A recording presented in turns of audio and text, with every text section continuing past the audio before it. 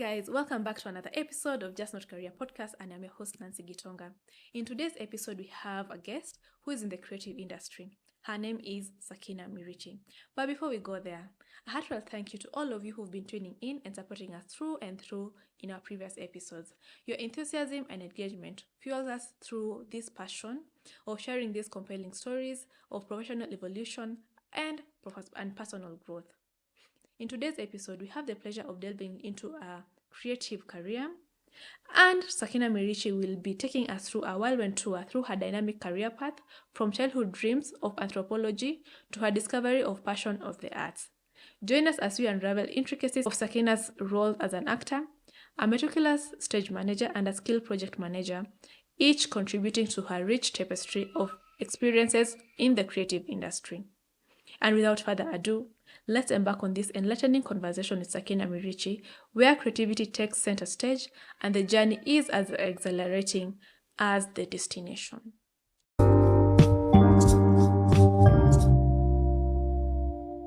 Hi guys, welcome back to another episode. And today we have Sakina.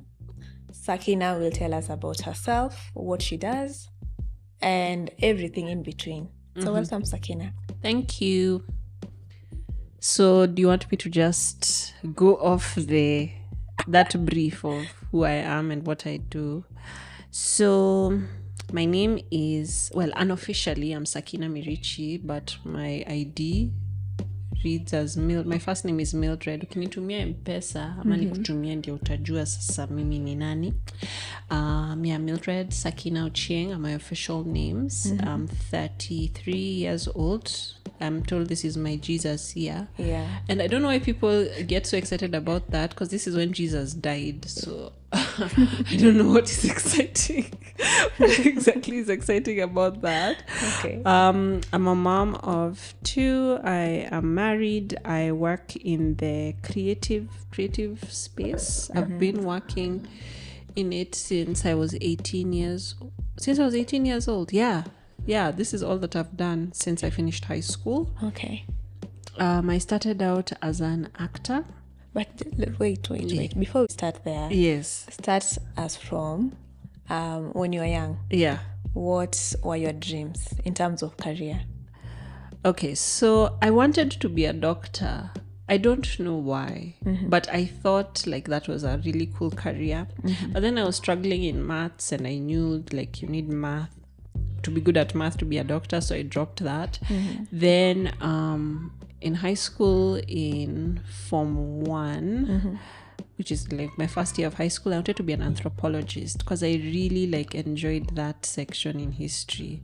But then I was like, okay, and then what is the career progression here? Like what happens after being an anthropologist? Then all I have to do is just go alafu sweep bones and whatnot. You'll become a professor. Yeah, that's where it ends, right? And I was like, okay, maybe not. Then by the time I was finishing high school, I wanted to be a diplomat, like my aunt. I wanted to work for the UN. And then when the results came out, that was an interesting reality check. First of all, I think I really struggled because a lot of my friends were like, oh my goodness, yay, get straight to uni. And I had to bridge. I had to do a bridging course. And that was a very difficult time in my life because I felt like everyone was moving ahead and me was held back. Like I was so embarrassed. I didn't even tell people like where I was, like what I was doing. I was just like, yeah, I do these classes and whatever. But I now had the time and the freedom to pursue my passion in the arts. Okay. So a little bit before the results came out, I joined a traveling theatre group. So the compromise, like I was told, okay, since you have like these 3 months before the results come out, okay, you can go do what you'd want with drama. And that's how like I just got into it. Okay. So I was acting and also doing like stage management, which is basically like the person who is like, okay guys, let's bring the costumes and the props. Okay, we need to be here at this time, like literally, just like the boss of the little, like whatever. There's the producers, but then there's like now the stage manager who does like all the other things backstage. So yeah, my results came out. I didn't do too well. I had to do a bridging course, but I tried. Like, I always was intentional about making sure that I'm in spaces where like creative things are happening. So I'd still do like auditions. I joined the drama ministry, I think, in church, so I was doing a bit of that. What else? Yeah, I just feel like I was always just looking to keep myself active before now I actually joined university. Like the rest of my friends, now I could freely say where I went to university. Okay. And after I bridged, I actually did well enough that I could... My father wanted me to study law. I have no idea what he thought, like, I was like, I'm not interested. And I was so conflicted about it. I was like, Dad, I don't want, like, I had to write him a letter. Did I write him a letter? I just wanted to do another course, and it was like, which one? Communication. And I was like, okay, fine, just apply. I was like, oh, that was easy. Yeah. So I ended up doing a communication degree. At Daystar University. I did electronic media as my major, which is now TV and radio production. Okay. I did a few courses in psychology. My minor was in psychology, actually. I really liked it. If I had the capacity, I would have done both of them as majors. But yeah. And then you did communications. Yeah. After communications, so did you get a job in communications or you look for something else? No, so I did an internship at a production company that kind of, oh goodness, now this is the chapter of my life where I'm just like, if I could erase it, which kind of was supposed to morph into a job, right? Okay. But it was just a very not great work environment. And yeah, let's just say, like, don't have people under the age of 25 like without like clear guidelines, because it basically ran like this. So you come into the office, it's dependent on whether you have a project or not. You do the project. In between, when you're waiting for, I think, client work, it's just, we're just chilling, hanging out. Now the idea of the person in charge then was, when there's no work, you're supposed to be learning things. So we had equipment, we had like cameras, we had like stuff like you could learn editing and whatever, but my strength has never really been in the technical. Like, I really struggled with that, but I was good at writing, like coming up with stories, doing character development work, like things that involved the human aspect of it. That's what I was good at. In hindsight, though, in retrospect, mimi, as an intern, I think I really wasted my opportunities because right now there's nowhere that you'll just like have an office that has like cameras and whatever. Like, you have like free internet, you have time to learn things. So I didn't see it that way. So I can look back and say, okay, that was not the best decision. But yeah, that internship that was supposed to turn into work did kind of, but didn't, because I never did end up having like a written contract with terms and anything.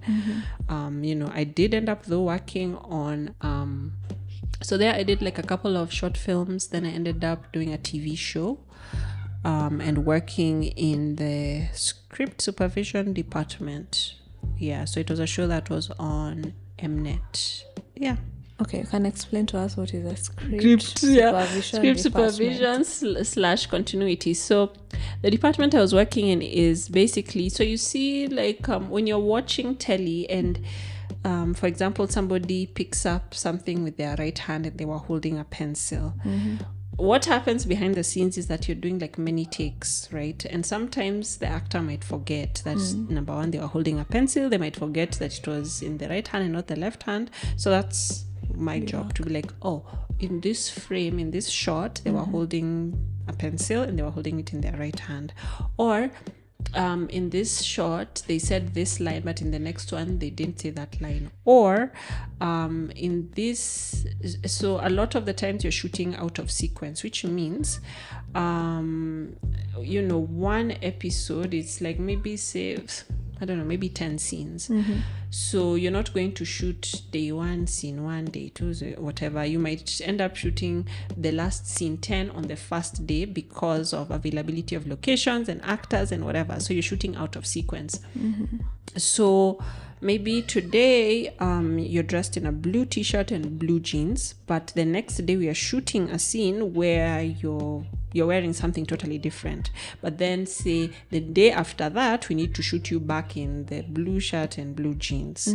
So also your job is to be like, oh, the wardrobe department, she wasn't wearing, this is the first episode, and this is scene 1, which is shot on Monday, and today is Wednesday, and she was wearing this. So if she's wearing a white t-shirt, it messes up with the continuity. So that's like what you do, like down to, you can get like really specific to this was shot in the daytime, in the afternoon, but this light is for daytime but early morning. So how are you going to like fix that? Like it can get like really technical. I now have this knowledge, but it's a department that I do not enjoy at all. It has a lot of you need to be very keen. You need to be very detailed. So I'm grateful for the skills and for the knowledge and for the experience, but it's not my favorite department to work in.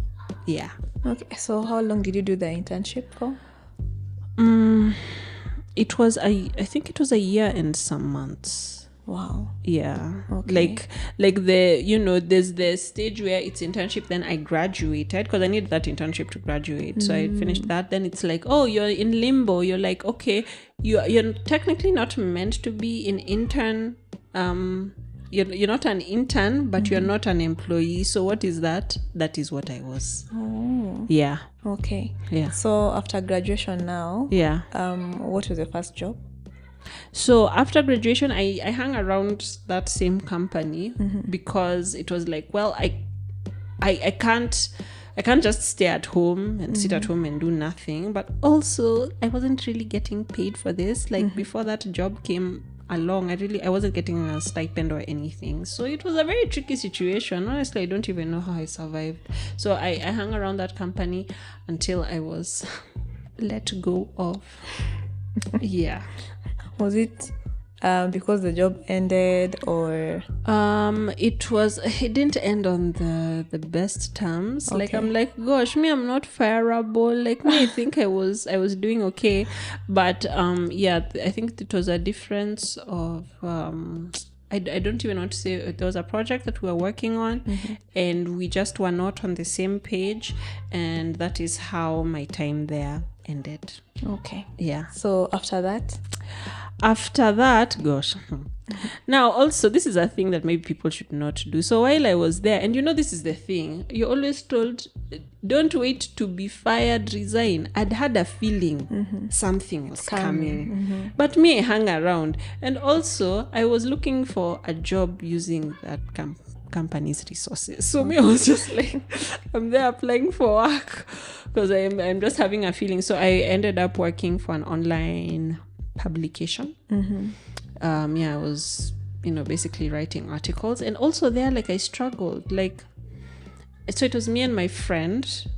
She was crushing it, and you see that the tricky thing about this was you're not going to get a paycheck at the end of the month. There's a certain number of articles like that need to be not only written but published, so you get paid based on the published articles.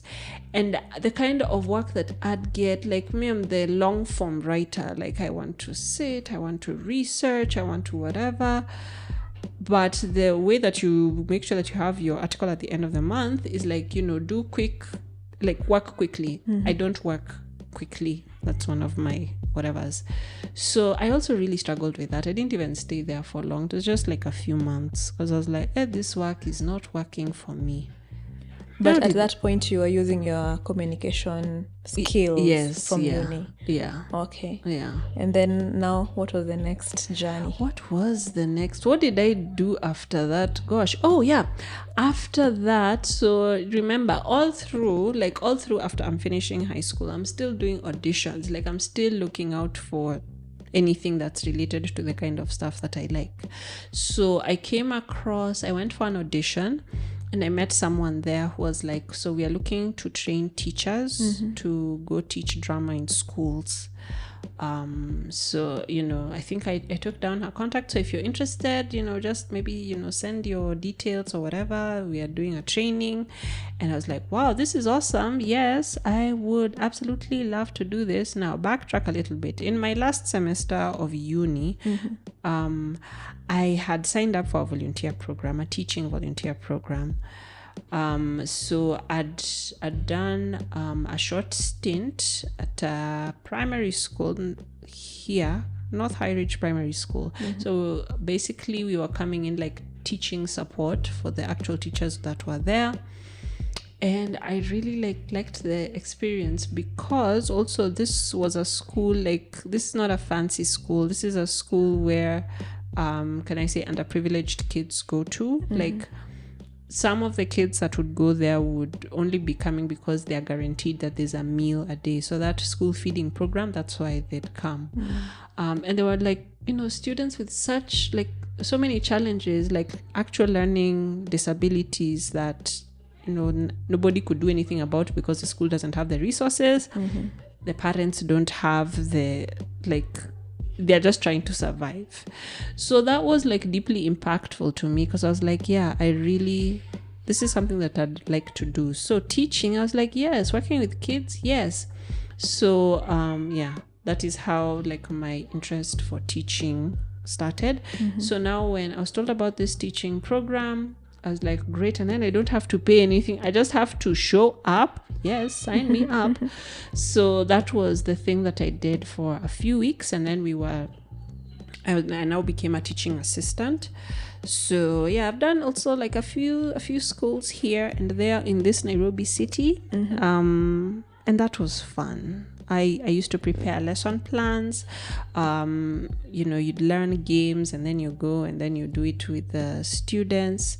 I would also assess, is it homework, assess exams. It was fun. Yeah, teaching is always fun. Yeah. I've done that for a couple of months too. Yeah. Yeah. So, was that the last stint, or you're still doing it? So when did I do it in 2015, 2016? I think I did it for a stretch, maybe for a year and a few months. And then, that also ended. Why did it end? I forget, but there was an issue with one of the schools, and then it we went on an indefinite break. Okay. And then once again, I found myself needing to start again. Yeah.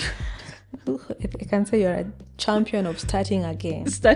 Not when by then, this is not in my personality. I honestly comfort. How I found myself in this line of work really is, it's strange. You can say God knows. Yeah.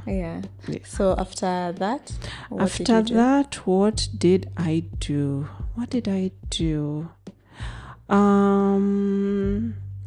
I think, okay, so there was a stretch of time where I think there was just I was just, floating by. I forget what it was that I was doing. Probably some audition, probably something creative. I just don't remember right now. Okay. But it was around this time that, I was doing a play. I remember I was doing a play. So, I wasn't totally just there. So I did a play. And then, but in a series of unfortunate events for most people, but maybe not for me, the producer of this play was like, I'm doing something else. It's a smaller show. It's a smaller cast. Would you be interested? And I'm like, yes, sure, of course. And this is where, maybe not related to this, but maybe might be, is where I met my now husband. Okay. Who is an actor. And, interactions, and he tells me, I'm working with a children's home to put up a Christmas show, and you've told me that you've worked with children and you're trained in it.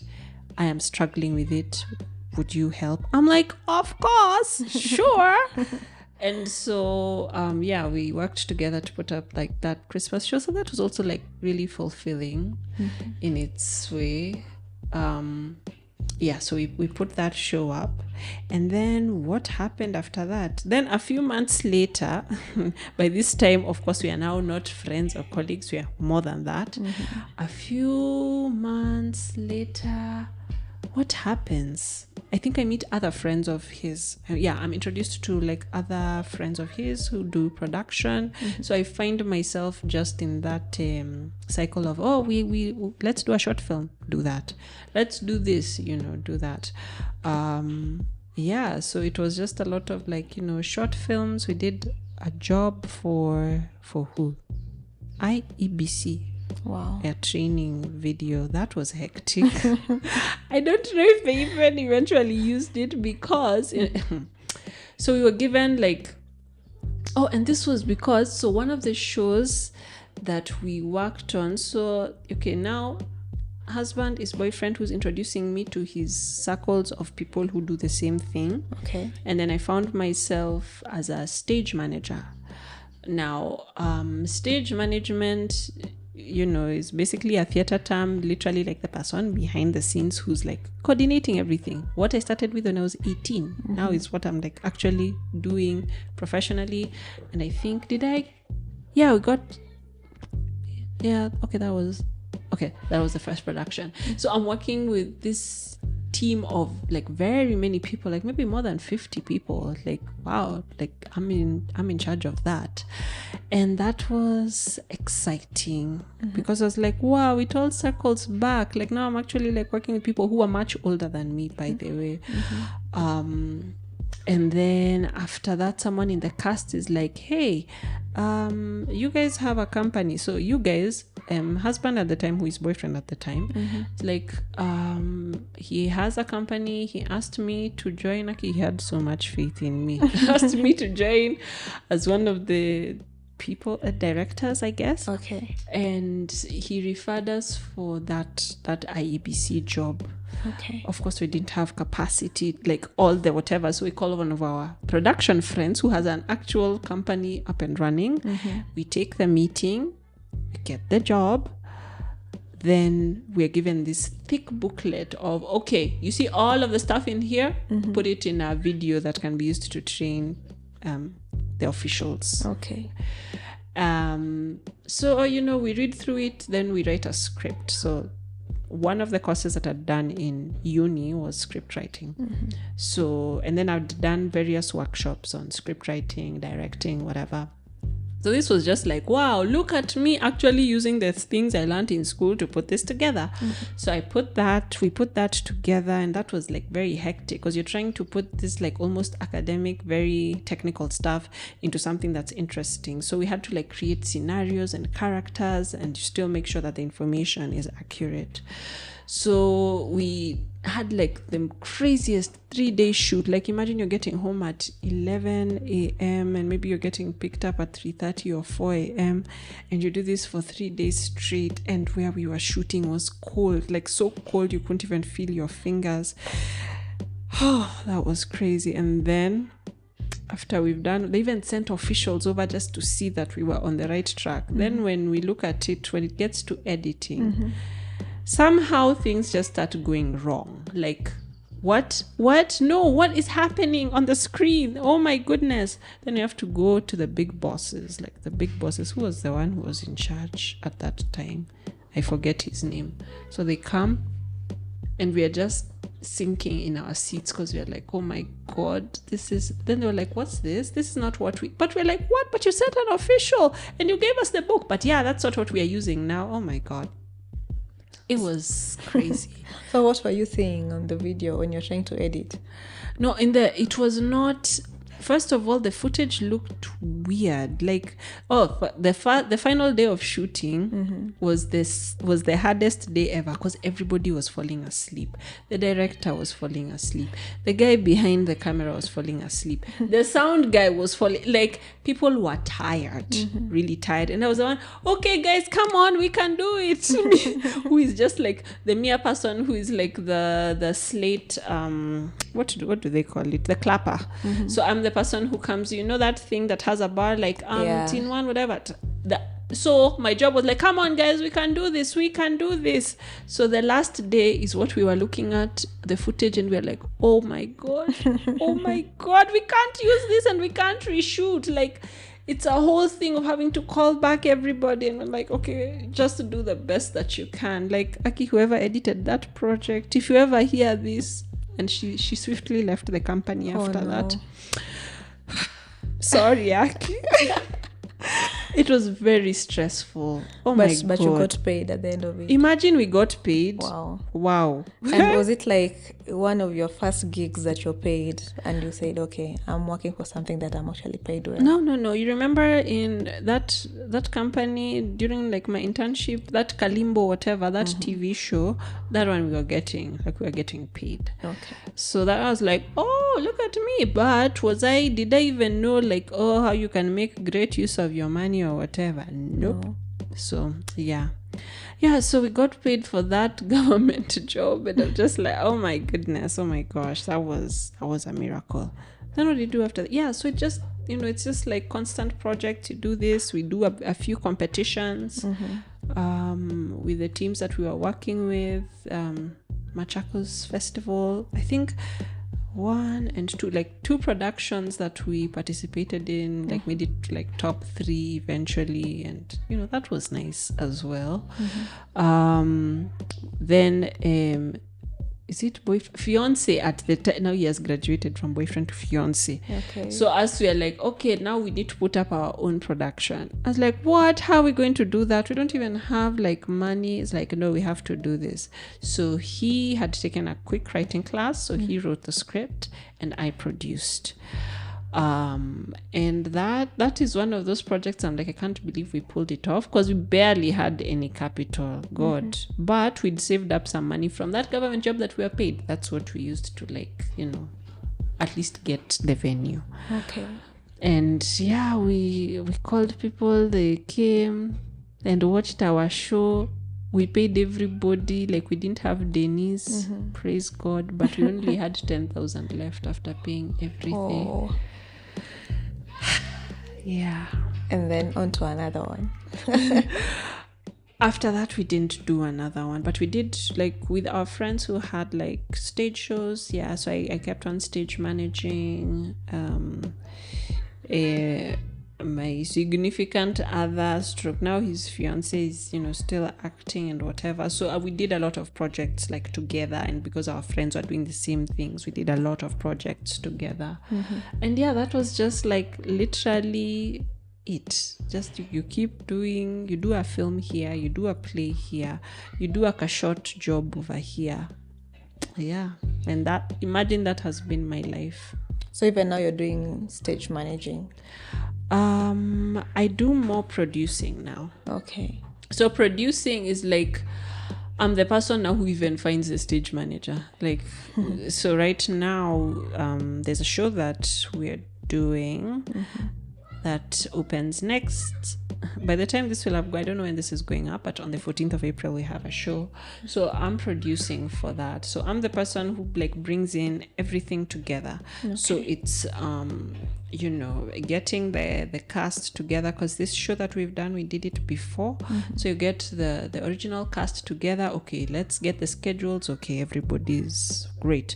Okay, so we have like social media, whatever. Okay, make sure that's going. All right, great.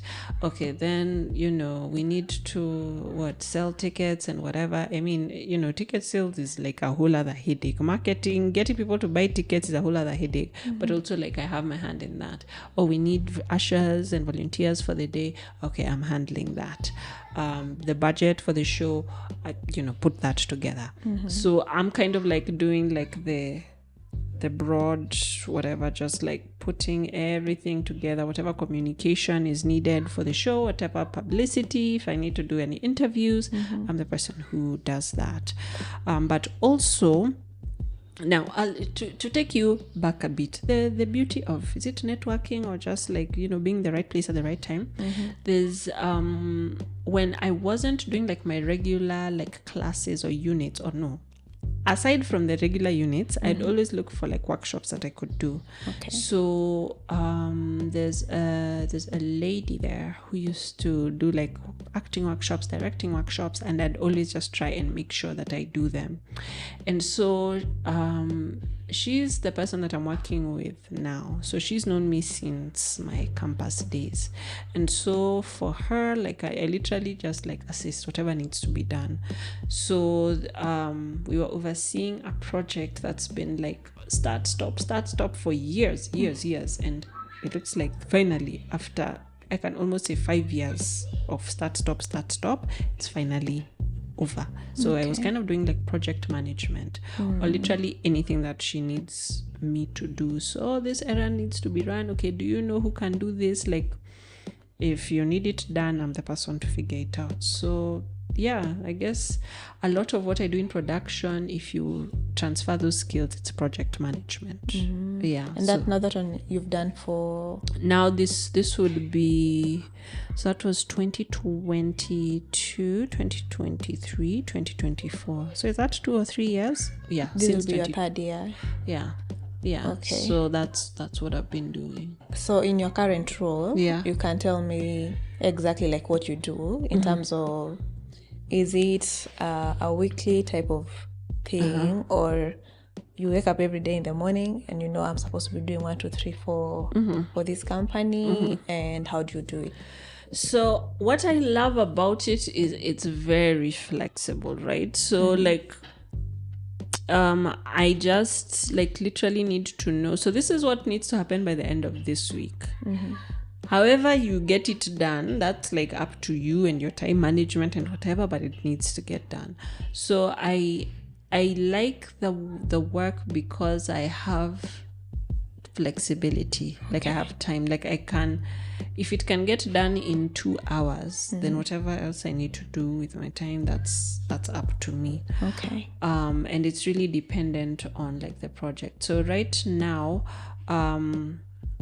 so the organization has like different pillars. So like the play that I've just spoken about falls under the performance pillar. Yeah, performing arts. So this is one of those like time-bound projects. Like 14th of April it ends. Yeah, and then until we pick up the next one. But then on the other side, the technical, that project that I was overseeing, that was more like a weekly whatever. Like at the end of the week, this needs to have happened. Have we done that? Have we achieved the goal? And that's, it's still somebody else working under me. So it's like asking, okay, so how far have you guys gone? What support do you need? So whatever support like was needed, if it's, we need to coordinate a meeting just to touch base, that's what I'd do. If it's, they'd need me to just go through the work, give comments, that's what I'd do. It's, sending emails, making phone calls, stuff like that. That's also what I do, but it's really more project to project basis. So sometimes you have like 2 or 3 things running at the same time. Sometimes you have one big thing, and sometimes it's easy going, like you're in between like finishing one and starting another one. Okay. Yeah, At least it's not time bound specific. Yeah. So it's not like an 8 to 5 job. no, it's not. And then the skills that are required to be in that type of position. In fact, you can even start by in your contract. Yeah. What is written as your position? So it was so initially I was given the wonderful title of Chief of Operations. Wow. And literally for me, I would almost interpret it like a personal assistant with a really fancy title. Okay. Because I did feel like, what, a COO is like literally if anything is to happen to the CEO, you are the next person, whatever. So I'm like, okay, that's nice, but I feel like the tasks that have been given are not as like heavy. You don't feel like a COO. Yeah, I don't feel like a COO. Okay. Because like it's such a small tiny team, and a lot of us actually it's on like a contract basis, so no one is there working 8 to 5. People pick the days that they will show up. Now, like for me, I work from home, but there are people who go to the office like 3 times a week. Okay. So that's why I'm like, I mean, yeah, like, are you having like the big conversations like with the big dogs? No, I'm not. So that's why I'm like, maybe that title was like a bit embellished. So this year it reads like, I'm the producer. Yeah. Okay. Yeah, producer mostly for these projects. And what else does it say? And I think literally like anything else that needs to be done project wise. But now that we finished that like project that's taken years to complete, I mean it's in phases. So we finished the first phase. The next phase, I don't know when it will begin, but the bulk of it really has taken off. So yeah. Okay. So now we are going to I always say we are winding down. Yeah. And because now you're married, Yeah. you can tell me or tell us about your social life and how you balance it with work. So work-life balance. Work-life balance. That's so interesting, isn't it? I feel like my work, I like that I've structured somehow my work doesn't take like precedence over everything else. So what I mean is I'm so thankful for my boss because for instance, when my mom was unwell and then she ended up passing, I didn't, like how there are workplaces that are like you just have 1 week. I didn't just have 1 week. I think I had maybe like up to a month or something just to like settle in, and then even then it was just like, whenever you're ready, like just let me know how much work you can take on. And I really like appreciated that. And what it does then is like it makes you want to give your best because you're not feeling like very under pressure. And then like when my dad died now the following year, the following year, my like when I had to travel to just see to him when he was in hospital in the ICU, I didn't even like have like pressure of when are you coming back or whatever. I couldn't even like concentrate, but somehow just like things were taken care of. The office like put together like some money, and it was sent to me. And again, there was no pressure for when are you returning to work and all of that. So I really appreciate that I can work in an environment where like when big life things are happening, I'm not feeling under pressure to prioritize work. So it's very flexible that I can be like, look, I know I said I would be available this day and time, but I'm not able to, but I can do the thing, like I can make it work, but I just like might not be able to show up at that time. And then I love that okay, it's a love-hate. I love that I can work from home, but now I need to transition out of working from home because I have toddlers who need a lot of attention. Okay. And they don't understand when you need to work. So I love that I get to see my children grow up. Sorry. I love that I get to spend time with them. Like I'm able to wake up with them. I'm able to put them to bed. I don't have to sit through traffic. I'm able to like bring my kid to work, as long as he's being minded by somebody. So honestly, it's a blessing. I know people like would love, that kind of arrangement. Like I can host people during the week. Like guys, it sounds like a dream.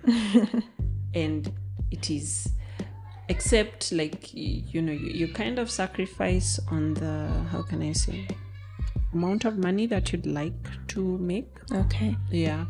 So right now I'm in that transitional space where I'm actively thinking. I like the pace of my life right now because it's not go go go. Okay.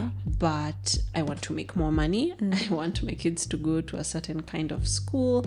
I want to be able to know that I can go on holiday. I want to be able to, have things like an emergency fund. I want to invest, and those are conversations that I'm having and thinking of. Okay, with all the skills that I have amassed since starting in 2009, Okay. is this 14? Is this my 15 years doing this, all of this? I think there's a way to, is it not pivot into a different career, but use the skills that I have to kind of expand into other things. So one of the things that I want to do is to start like teaching drama as me, because I've always worked under people, but I want to now branch out as me. And I also want to like put up my own shows with our own company, and I just want to do more, because I feel like I've done the time. I have papers, I have certifications, like I have experience. So, just trying to figure out how I can leverage that to live the kind of life that I want. Okay. Yeah. I think you've even answered the subsequent questions that I had. Yeah. But Yeah. you can tell me like the challenges that you faced through your career transitions. Yeah. And even now. And hey, money, oh gosh. Someone might listen and be like, wow, it just seems like you're living such a charmed life. But what you don't know is, luckily, my parents never pressured me to move out or anything. If I had that kind of pressure, I would not be able to do the stuff that I have done. Okay. So I lived at home up until like I got married, and my parents also are not like, okay, now you have to pay for what you can, or at the very least, if you need money, hiyo ni kazi yako. Food here is free, accommodation is free, but anything else that you want to do, that's on you. So I've had that kind of support, even though, let me just tell you, my parents were always just like, this is not like a safe career path. What do you mean you're still doing this? So my parents were supportive, even though they didn't understand what I was doing. And my dad and my mom would send me like job alert. Like I got a job alert for people to look for meerkats. You know what meerkats are? Like to basically, it's a kind of job, I would say almost like KWS. Like CG, you go and random things. I was sent a job prompt for engineering. Like I think they just get like jobs and then forward, which I'd sometimes get offended, but I'm like, I know they were just trying to help. But that's also been the challenging thing, like people not taking your work seriously. And then it's worse when you're always broke. Like people wanachanga wewe huwezi because you just don't have the money. You just can't, you don't get to do all the things that you want to do because you don't have the money. And then just like the starting over again. So it does take a certain kind of resilience to follow this career path, to just be like, okay, it's ended, all right, we start again. I would not recommend it for mental health purposes. So not having that like stable thing that you can say like, at least I'm good for like this extended period of time. And even like for people like, say, like you see shooting movies and series, of course there's a challenge of you have to wait like 3 months after the job is done to get paid, which is just very inconvenient. At least in our industry. Can't speak for other people. And having to create things from scratch, it takes a lot, like a lot of self-confidence to be able to say, okay, like if it's a play, I'm writing this and I'm putting it out there, and I'm getting people, I hope you guys can come and watch it and like it. And if people don't like it, like, artists are sensitive people. So sometimes you're like, ouch, you didn't like it, and that was my blood, sweat and tears. So yeah, there are those challenges. Wow. Okay. Something that has come in my mind Yeah. is because you've talked about mostly being behind the camera, Yeah. behind the stage. Have you ever found yourself acting? Yeah, I have actually. I've done I've done an ad for KRA. Alafu I think the next year ndio wakanita wakasema by the way you've not been filing sijui this it is, oh my god, let me tell you. What? Yeah, so I've done ads. I mean, now I'm producing for the play, but I'm also on stage for that. Okay. I've done short films that have, toward the world. I think I got an award here or there. So I, like I said, I started out actually acting, but I find like I am more fulfilled behind the scenes. Yeah. Okay. We almost are the last questions. So I want you to give an advice to someone who wants to pursue a career as a creative. Yeah. And also what skills they need to have apart from resilience. Yeah. I would say of course, go for it, but if it is at all possible, learn as much as you can about your skill. So I'm not saying like go and get a degree. That would be helpful. There's like, there's a time I applied for a government job, like a part-time lecture position, which I got actually, but then just the organizational chaos there, like sema to peace out. So like it helps, and this is debatable, it helps to have some professional qualifications. Like even if you're not going to do like a 4-year course or whatever, if you can just find like, those short courses, 3 months, 6 months, 9 months, like do that, because it not only helps you professionalize what you're doing, but also opens up your mind. Like you think you know it all, but you actually don't.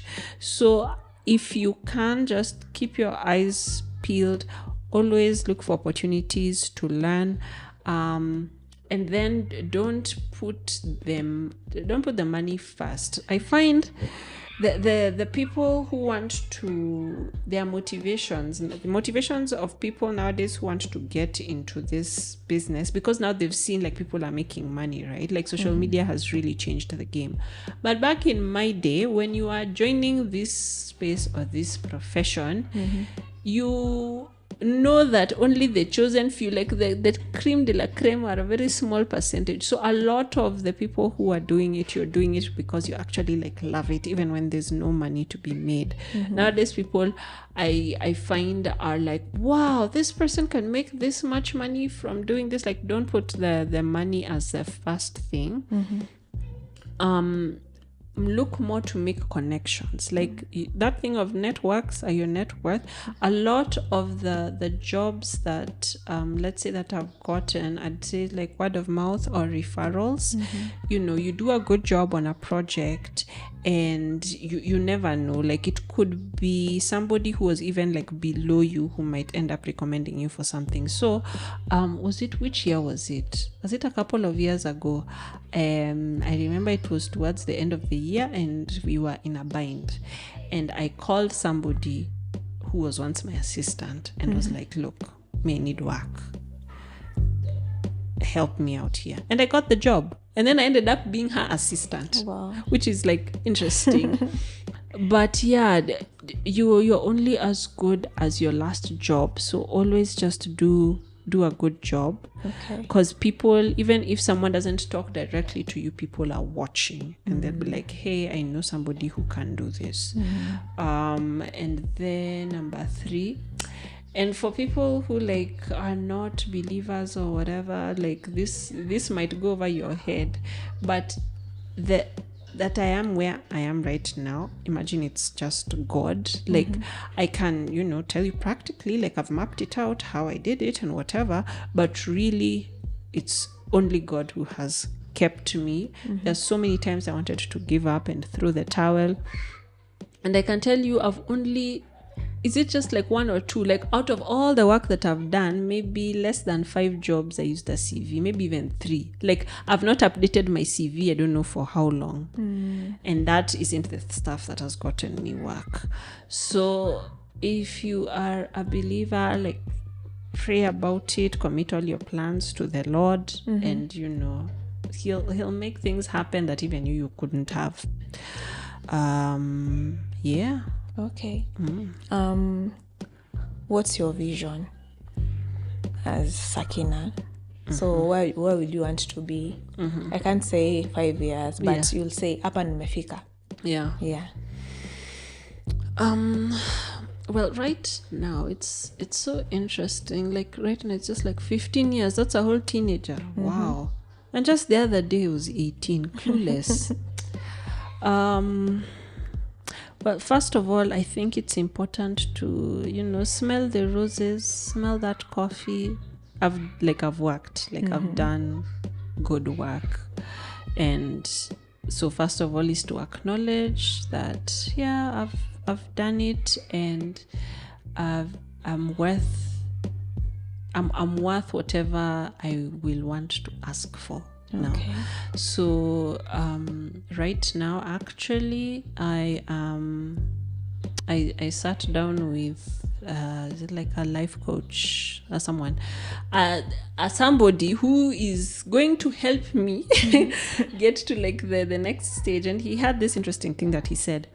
There are lots of people who like start out like they want to make the money, but then they leave all that behind because they want to create impact. Me, I've been creating impact, and I want to make money. So that is my vision. I want to make money. Money is a good thing. Money gives you choices. Money affords you comfort. And that's like, now I just want to like leverage the skills that I have to live the kind of life that I envision.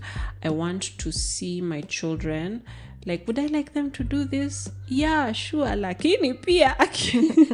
Like I want them to be able to not get to that point where you're at 0.00 bob, because like this is the only thing that you can do, and you haven't figured out how to make it profitable for you.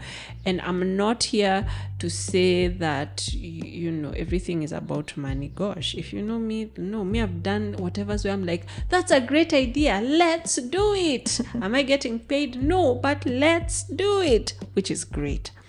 But I want my children to be able to have a comfortable life and to have options, so that whatever it is that they choose to do, even if it's this, they have a little bit more knowledge on how to survive than I did. Okay. I want to still, like, I want to be those people who is like, you know what, I want to travel, so let me just pack up and go. But also I want to still be creating up until like my brain stops working. Like as long as my brain is still working, I still want to continue to create. I still want to continue producing and writing, directing. Yeah, that's what I want to do. Okay. Yeah. What are your hobbies? Oh my thing, I feel like I became a mom and I forgot what those were. Can somebody say sleeping? Because I'm not doing much of that. Okay, love shopping. Wow, actually retail therapy is a thing, but I feel like I've not properly done that for a long while. I actually love hanging out with friends, because it feels like now time is so limited. So just like even an afternoon, oh my goodness, that just makes me feel so good inside. What other hobbies do I have? Before it used to be reading. I don't know what happened. It is my aspirational hobby now to say reading. But yeah, those are just a few of them. Okay. I think we are done. Yeah. And I'm so happy that you came. Yeah. And it's a blessing, but that's what I can say. Yeah. And for anyone who's listening or watching, you can do a shameless plug for the 14th. Yeah. Yeah. Wonderful. So on the 14th of April, Spread Your Garment Over Me. This is a story, like we're bringing together 14 stories from women in the Bible. So I play the first woman, Eve, and then I play Claudia, who was Pilate's wife. So you know that portion in the Bible where it says he was written for a nut? I am she. Yeah. So, come and see, there are some faces that you've seen on your televisions. Come and see them up close on stage. It's just one day only, 2 shows, 2:30 p.m. and 6 p.m. Advanced tickets are now on sale at 2,000 shillings on madfan.com. Yeah. Okay. And for someone who will want to hire you or who will want to get your services, how can they find you? Well, I am reachable on my socials. Okay, I want to say I'm Sakina Mirichi on all whatevers, but that's not true. On Instagram, Sakina Mirichi. I look at DMs. On Facebook, Mildred Oching. But the place where you are most likely you will find me maybe quicker. My email address, sakinamildred09@gmail.com. Drop me an email and we can talk. Okay. And with that, we call it a wrap. Yeah. Thank you. This was fun.